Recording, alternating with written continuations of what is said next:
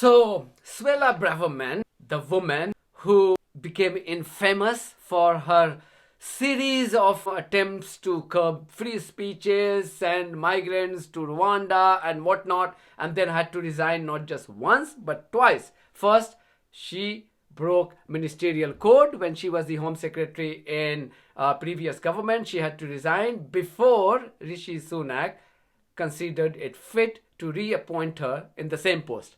And she was Home Secretary again. Now, the karma has hit her and nobody is surprised. So she was in Brussels today along with Nigel Farage. How amazing! Like-minded people, known for their divisive politics. So both of them were in Brussels to attend some kind of conservative conference by right-wing people, and they were kicked out from the venue. The mayor ordered the shutdown of the event. Shutdown of the event, saying that it could cause disturbances, and they didn't want that kind of event taking place in Brussels.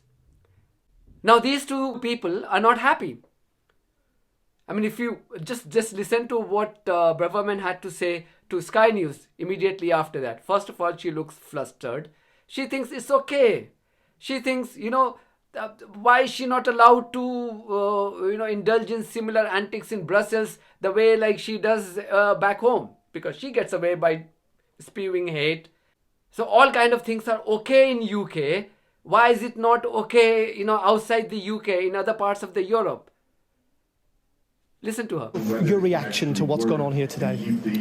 Well, I'm here with like-minded Democrats, democratically elected politicians, leaders and experts in their fields, and we are here talking about the issues that matter to the British people, but also many citizens around Europe, securing our borders, making our communities safer, and how to protect our countries. And it's a real shame the thought police, instructed by the Mayor of Brussels, saw fit to try and undermine and denigrate what is free speech and free debate.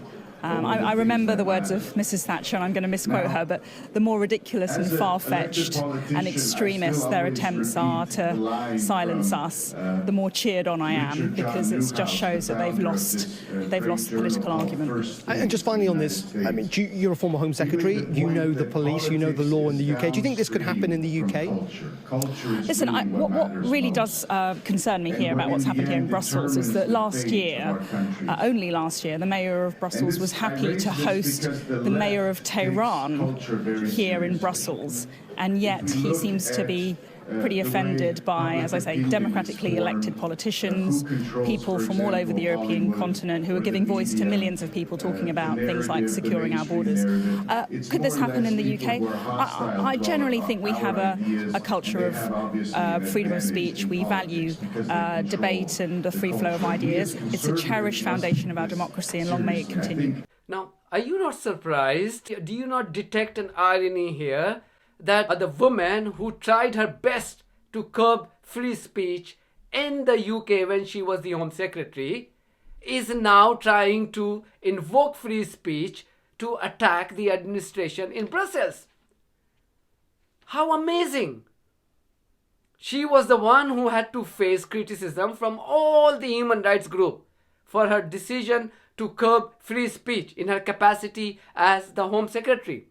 And now when she is hit by karma, and nobody is, I don't think I'm unhappy about it or I'm sad about it. Now suddenly she thinks of free speech. Well done, Mayor of Brussels. There should not be any place for these hate mongers. Now listen to what Nigel Farage had to say, the guy who pushed the UK into Brexit, and we all are facing the consequences of that.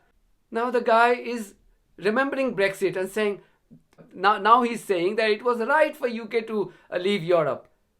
I mean, I don't know what is the link here, but that's Nigel Farage for you.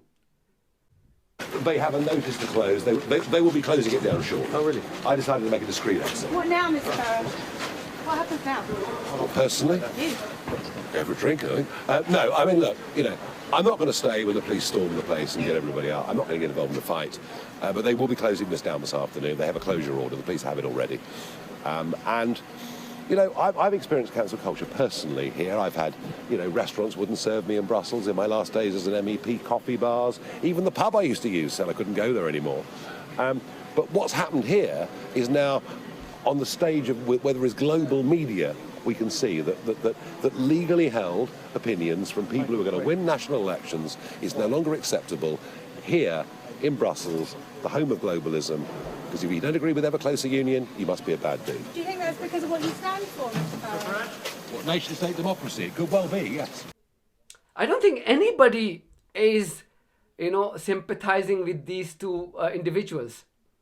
I don't think anybody is going to shed any tears for these two individuals. Why would they?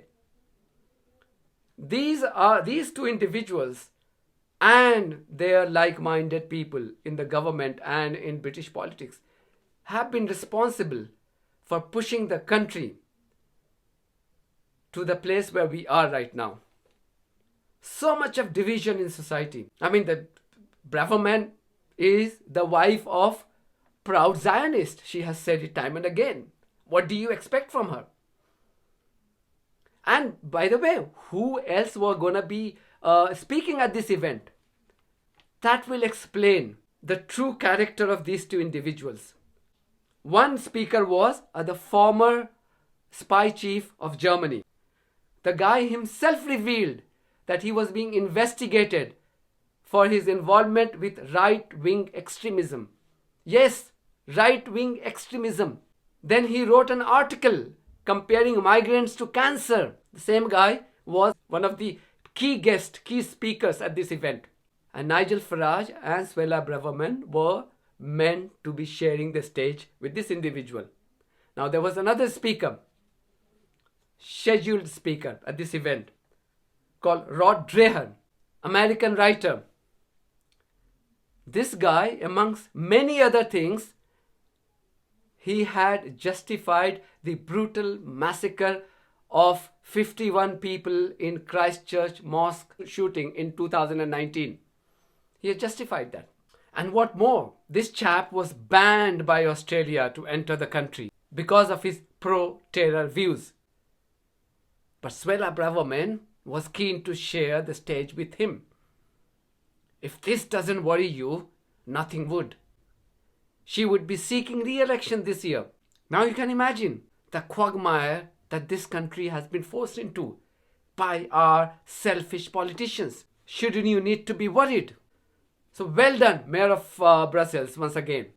Thank you very much for watching this video. If you haven't subscribed to my channel, please do so, because that's one of many ways you can support independent journalism. God bless you all.